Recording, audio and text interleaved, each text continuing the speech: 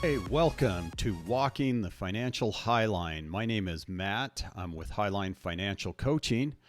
Today I'm doing a follow-up from last week's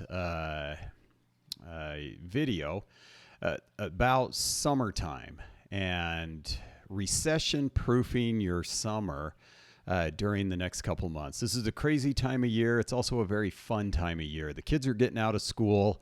And if you live in a location where your kids are out over the summer, that can be a very stressful time, especially with your finances, because they're home, they're bored, you're trying to enjoy that summer with them. So today we're going to go over some of those tips, some more tips to help you during this crazy 2024 summer. So again, to get started, I did want to mention a few of the things I've got on the shelf back there. If you look, there's just behind me right there, there are, I keep two medals up there. There was a bike race that really got me going and got us into a position to open Highline Financial Coaching. I keep those up there, and I say race. Technically, I didn't really race it. It's a race that is called Lodija.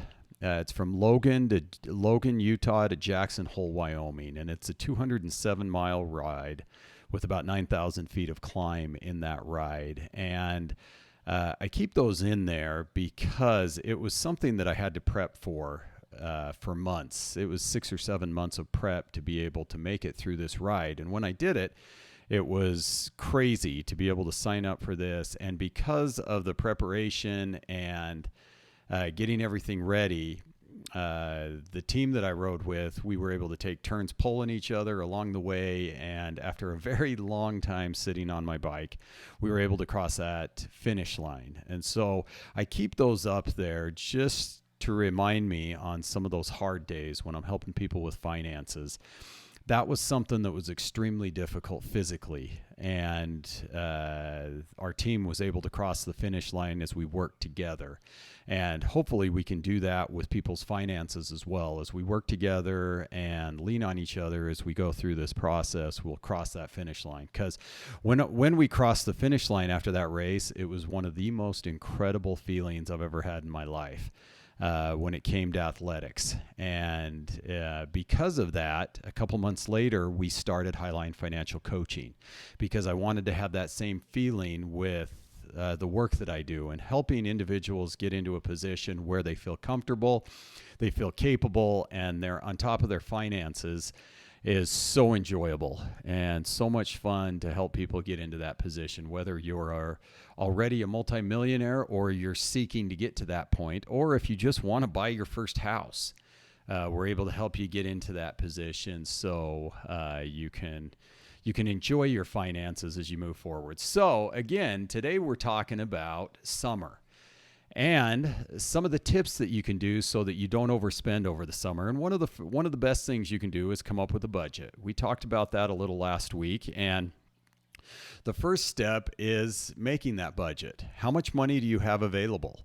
Now, a lot of times we're going to say, well, there's no money available. Well, how do we increase that budget if we don't have money to make it through the summer? There's a lot of different ways. You can start cutting back on the things that you're spending a lot of money on right now. Maybe there's certain subscriptions you have for your TV or gym memberships or things that you're not utilizing right now. Car washes are a big thing right now where it may cost you $40 or $50 a month for your car wash pass, but you may be only taking your car in once or twice a month. You can cut back on that. Again, a lot of these subscriptions, you can put them on pause. We have Hulu, and during the summer, I swear there's no new shows. So putting that on pause for the summer helps us be able to utilize the money in a different area. Also saving. Maybe going out to eat less or things like that. But by having that budget, it helps you have a starting point so that you know how much you're going to spend each month as you move forward. Then prioritize. What are the essentials? You may have a vacation that you want to go on and you know you need to save up some money to do that. So prioritize what's the most important. And if it's not at the top of your list, don't do it. cross it off, find a way to save money doing that. Also, look for the more affordable activities. There's a lot of them out there that you can do on the days that, or on the weeks that you're not doing other activities. There may be a local pool that you can do a pass, or you can hit the park. You can go on hikes. I live in Utah, so we have hikes everywhere, and it's such a good place to get outside and do those type of things. But yeah, look for those affordable options because they're out there. Every city has activities going on during the summer to help. And then when you do have trips or things that cost more, try to find the most affordable way to do that. That may be by booking your hotel or your flights or your travel a couple weeks in advance or more so that you can find those discounts that are available. A couple of years ago when we went on a family trip, we knew when we were going to go, and then we started looking for flights. And it was one day that we got on, and the flight was $100 a piece, lower than it was the day before. And that's when we booked our flight. And with 6 of us, we were able to save over $600 for those flights. So start looking. You don't have to cut back on your trip per se, but you may be able to find less expensive options to be able to get there. You may be able to find an Airbnb or something that'll cost less if you have a family. Also, review and reduce your debt. If you had a couple months to prep, or you can eliminate some of that unnecessary credit card debt or other things that you have. If you have multiple toys, it may be a good time to get rid of one that you're not utilizing. I mean, if it's a toy that costs more, that may cover your entire trip during the summer. So start looking at the different ways to reduce debt and try to find lower interest rates. You can go to your bank, you can get a line of credit, you can put some of that debt over into a line of credit, and that helps reduce that, or a 0% credit card. If you know that that's debt that's going to stay there for a little while, a lot of times a 0% credit card has a minimal transfer fee that you can transfer everything over and keep it at a lower interest rate while you're paying off some of the other things. So you also want to utilize financial tools and resources. So there may be an app that helps you budget. There's hundreds of apps out there that work really well. If you're a business owner, QuickBooks is a good one to help you know exactly where your finances are for the month. Also, plan for future investments. One of the best ways to enjoy your summer is to have somebody else pay for it. You can do that by investing in other assets and resources so that you can make a return on that. If you're making a return that helps pay for your vacation, it makes it so much more enjoyable when it's not directly coming out of your own pocket. One of the things that a lot of people do when we coach them with their finances is they buy investment properties, Airbnbs, long-term rentals.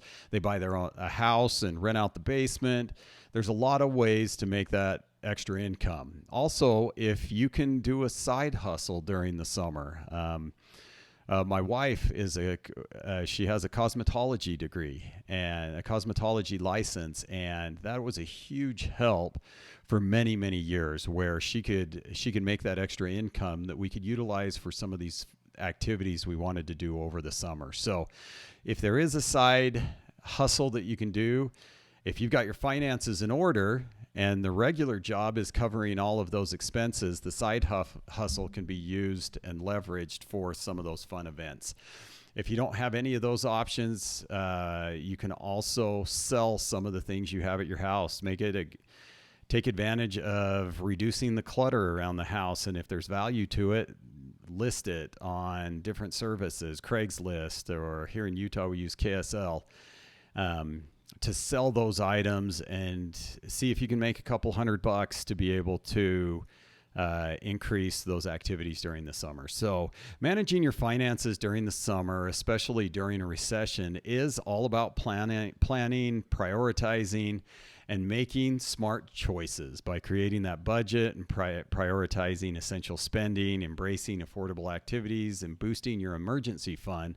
You can enjoy a stress-free summer and stay financially secure. So I want to thank you for joining us today. If you like this video and want to see more of them, go ahead and like and subscribe to our channel. We have these videos every week giving tips and hints on how to better your finances.